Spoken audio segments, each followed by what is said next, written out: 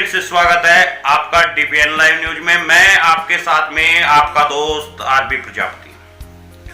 आज फिर एक बार हम बड़ा विश्लेषण करेंगे, लेकिन आज का विश्लेषण, सबसे बड़ा विश्लेषण जो है वो है ओबीसी के आरक्षण के ऊपर। आपको बता दें, मध्य प्रदेश में पंचायती चुनाव में ओबीसी का आरक्षण खत्म कर दिया गया है और इसकी आवाज न तो पिछड़ा कल्याण विभाग उठा रहा है और न ही समाज के सोते हुए वे नेता जो कि हमारे विधानसभा में और सांसद बने हुए हैं। इससे ज्यादा दुर्भाग्य की बात ओबीसी के लिए नहीं हो सकती। सुप्रीम कोर्ट ने कहा कि यदि इसका उल्लंघन किया गया तो यह सुप्रीम कोर्ट की यानी यह न्यायालय की अवमानना होगी। इसी तरह धीरे धीरे न्यायालय का सहारा लेकर के ओबीसी के आरक्षण को खत्म कर दिया जाएगा, जिसमें अब कुम्हार, सुनार, लोहार और अन्य जाति जो ओबीसी से जुड़ी हुई है वे अब पंचायती राज में यह इस आरक्षण के तहत अपनी दावेदारी प्रधानी में या मुखिया में नहीं कर पाएंगे या सरपंची में नहीं कर पाएंगे। यही फैसला कल उत्तर प्रदेश में लागू होगा और इसका दृष्टांत दिया जाएगा मध्य प्रदेश से, इसका दृष्टांत दिया जाएगा सुप्रीम कोर्ट के हिसाब से, क्योंकि सुप्रीम कोर्ट एक देश का वो बड़ा न्यायालय है जो कि जिसका आदेश संप्रभु के आदेश से भी बड़ा आदेश होता है। लेकिन इन न्यायालयों में जज बैठाने का काम कौन करता है? इन्हें बनाता कौन है? देश की वे पार्टियां जो सत्ता नशीन होती है। यही कारण है जो वह कहते हैं ये मानते हैं और वही चलता है। हालांकि माना यह गया है संविधान में कि देश में जो हमारे जज हैं, जो हमारा न्यायालय है, वह एक स्वतंत्र प्रभार है, लेकिन ऐसा होता नहीं है, क्योंकि पार्टी के दबाव में पार्टी उन्हीं लोगों को बनाती है, उन्हीं लोगों को वहां पर बैठाती है जो उसके कृपा पात्र होते हैं, जो उनकी बातों को मानते हैं।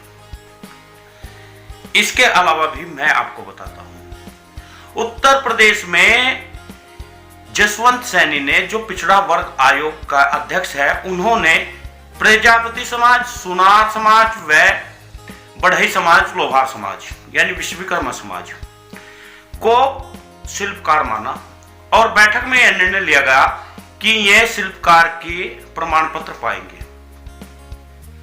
यह चुनाव से ठीक पहले उत्तर प्रदेश में किया गया। क्या यह एक चुनावी झुंझुना है? यदि यह चुनावी झुंझुना नहीं है, जो केंद्र में हमारे पिछड़ा वर्ग आयोग के लोग बैठे हैं, वे इस बात को केंद्र के सामने क्यों नहीं रख पाते? वे जोर शोर से क्यों नहीं कह पा रहे हैं कि इन्हें शिल्पकारों में भर्ती किया जाए? पूरे देश का कुम्हार, पूरे देश का लोहार, पूरे देश का सुनार जो शिल्पकार है, जो शिल्पकार की उपजाति है, उन्हें क्यों नहीं पिछड़ा वर्ग आयोग इस बात की दावेदारी करता? अब क्या कहेगा पिछड़ा वर्ग आयोग? क्या अब भी पिछड़ा वर्ग आयोग ज्ञापन देकर के अपना पिंड छुटाना चाहेगा? क्या इस पर पिछड़ा वर्ग आयोग कुछ नहीं बोल पाएगा? जब एससी में प्रजापति को लाया जाता है तो अनुसूचित जाति का आयोग जोर शोर से खड़ा हो जाता है और आवाज उठानी शुरू कर देता है। लेकिन पिछड़े वर्ग आयोग को क्या लकवा मार गया है जो वह बात नहीं करना चाहता? आज समाज के हक पर डाका डाला जा रहा है, समाज की आवाज केंद्र से नहीं प्रदेश से आ रही है, तो इसका अर्थ यह है कि प्रदेश में चुनाव होने वाले हैं और उन्हीं को देखते हुए इस तरह के हथकंडे अपनाए जा रहे हैं। निवेदन है आपसे, यदि आप अब भी इन बातों को शेयर नहीं करते हैं, इन बातों को फैलाते नहीं हैं, तो समाज का अहित इतना बड़ा होने वाला है जिसे आप नहीं देख सकते। क्योंकि आज मध्य प्रदेश में पंचायतों में चुनाव में ओबीसी का आरक्षण खत्म हुआ, कल उत्तर प्रदेश, बिहार, राजस्थान, महाराष्ट्र, तमाम राज्यों में खत्म होने वाला है। मैं लिख कर आपको दे सकता हूं, क्योंकि जो पावर, सबसे बड़ी पावर जिसके हाथ में है वो सुप्रीम कोर्ट है और सुप्रीम कोर्ट के आदेश की अवमानना एक बहुत बड़ा जुर्म भी है। आखिर यह कैसे हो गया, यह कैसे कर दिया, यह सोचने की जरूरत नहीं है, क्योंकि सुप्रीम कोर्ट में जो जज बैठा है वो केवल सरकार का कृपा पात्र बैठा है। सरकार किसी को भी कहीं भी बैठा सकती है, यहां तक कि राष्ट्रपति भी वही पार्टी अपने उसका चुनती है जो उनके मतलब का होता है, जो उनके कहने का होता है। वही लोग राष्ट्रपति बनते हैं, वही सुप्रीम कोर्ट के जज बनते हैं, वही मुख्य न्यायाधीश बनते हैं, और जो वे कहते हैं वह वे मानते हैं।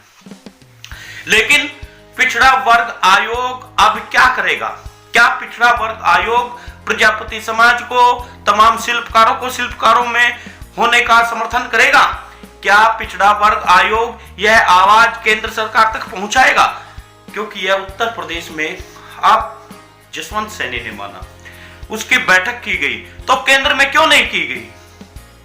केंद्र में क्या पिछड़ा वर्ग आयोग सो रहा है? पिछड़ा वर्ग आयोग की अभी आंख नहीं खुली। पिछड़ा वर्ग आयोग आखिर कब जागेगा? अब यह सोचना होगा उन मंत्रियों को जो आज तक समाज के नाम पर मंत्री पद का फायदा उठाते हुए आए हैं, जो आज तक समाज के नाम पर अपना अपना काम करते हुए आए हैं, और समाज के दीन दुखी लोगों को अब सहारा देने का वक्त आ गया है। अब इन्हें सहारा देना चाहिए। अब यह बात केंद्र के सामने रखनी होगी, यह बात प्रधानमंत्री नरेंद्र मोदी के सामने रखनी होगी, यह बात गृह मंत्री अमित शाह के सामने रखनी होगी।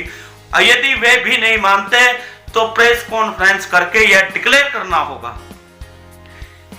पद जाए तो जाए लेकिन समाज को आंच ना आए। यह रणनीति अब ओम प्रकाश राजभर से सीख लेनी चाहिए। अगर समाज में लोकप्रिय बने रहना है, समाज के हित की बात करना है, तो अपने स्वार्थ को, निजी स्वार्थ को आपको त्यागना होगा। यदि आप स्वार्थ फिर भी नहीं त्याग पाते तो इसका मतलब यह है कि आप समाज सेवा नहीं कर रहे हैं, आप अपनी पेट पूजा कर रहे हैं। मैं कह देता हूं, मैं साफ मन से कह देता हूं, आपको हो सकता है यह बात बुरी लगे, लेकिन यह सच है। आप अपने आंकड़ों पर खरा देख लीजिए, एक बार ध्यान से सुनिए मैं क्या कहना चाह रहा हूं। मैं कहना यह चाह रहा हूं, उत्तर प्रदेश में पिछड़ा वर्ग आयोग की एक बैठक का आयोजन हुआ। पिछड़ा वर्ग आयोग के अध्यक्ष उत्तर प्रदेश में जसवंत सैनी है। जसवंत सैनी ने इस बैठक में यह निर्णय लिया कि अब पिछड़ा वर्ग में कोई जाति नहीं सम्मिलित होगी। इसके अलावा इस बैठक में यह निर्णय लिया गया, कोई जाति जो उपजातियां हैं वह एक ही नाम से जानी जाएगी। जैसे 17 जातियों में अगर हम माने प्रजापति कुम्हार को छोड़ दीजिएगा, वे तो शिल्पकार है। अब जो माझी, रजभर, मल्लाह, बिंद, निषाद, कश्यप हैं, धीवर, ये केवट आदि जातियां हैं, ये जातियां एक ही जाति की उपजाति है, वह जाति धीवर है। और उसी जाति की उपजातियां हैं मल्लाह, उसी की केवट है, उसी की माझी है, उसी की मछुआ है, उसी की निषाद है, उसी की बिंद है। लेकिन माझी को जहां पर अनुसूचित में लिया है वहीं पर तमाम लोगों को बाहर किया है।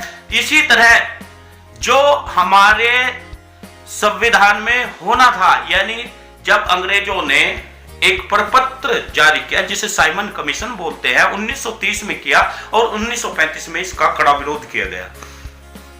उसमें शिल्पकार की जातियों को अनुसूचित जाति में दर्ज किया गया था।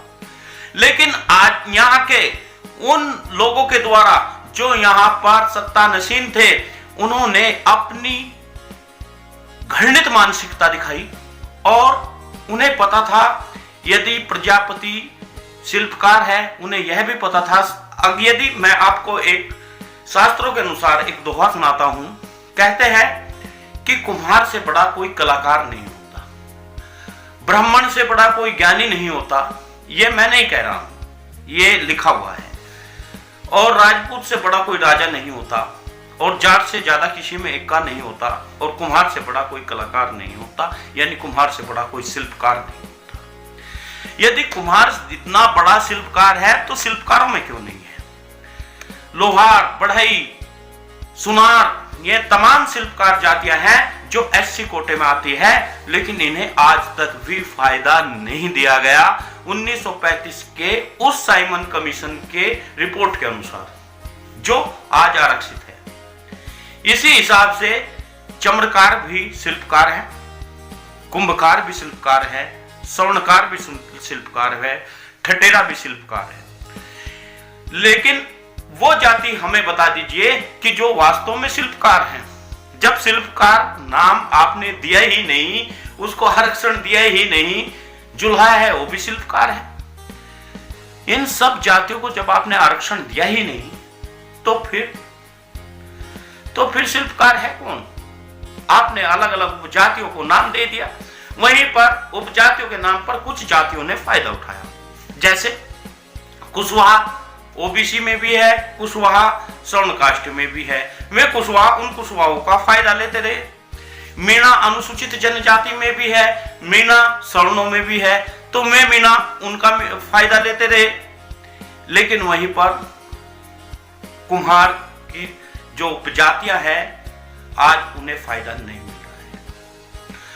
आज जो शिल्पकार की उपजातियां हैं, उन्हें इस कैटेगरी में घेरने के लिए मैं कहता हूं कि केंद्र सरकार में जो आयोग बैठा है, पिछड़ा वर्ग आयोग बैठा है, उसको संज्ञान में लेना चाहिए साहब।